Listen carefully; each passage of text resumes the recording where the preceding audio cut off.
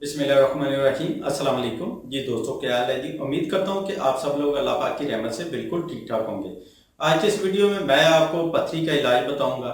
ये मर्दों औरतों सभी के लिए जो है यकसा मुफीद है। बच्चों में सूखापन और कमजोरी को दूर करके उन्हें बनाता है हर पल सेहतमंद, तंदुरुस्त और तवाना। सेहतमंद जिंदगी की मजबूत बुनियाद। Unique herbal baby course.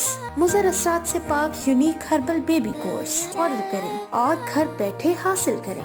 पेशाब के साथ निकलने वाले तेजाबी अनासर जब किसी नामालूम कमी के बायस गुर्दे या मसाने में रुकने लगते हैं तो हवा के असरात से रेत या कंकरी की सूरत अख्तियार कर लेते हैं। इसी को पथरी कहते हैं। पथरी आहिस्ता आहिस्ता बढ़ती है और फिर खतरनाक सूरत अख्तियार कर लेती है। पथरी गोल, बैजवी, खुरदरी, सख्त, नरम और इस तरह की जो है हो सकती है।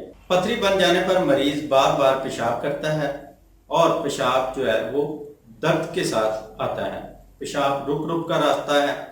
पेशाब के साथ रेत, पीप या खून आता है। तो ऐसी सूरत हाल में तकलीफ जो है वो बहुत ज्यादा बढ़ जाती है। तो आइए आप चलते हैं नुस्खे की तरफ। इसके लिए हमें चाहिए गुल सरकंडा 1 किलो और पानी ये हमें चाहिए 3 किलो।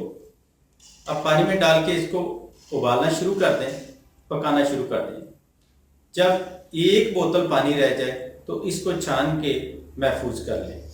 तो इस पानी का रोज़ाना 1 चम्मच बड़े वाला सुबह को और 1 चम्मच रात को खाना खाने के 1 घंटे बाद या खाना खाने से 1 घंटे पहले पानी के साथ इस्तेमाल करें।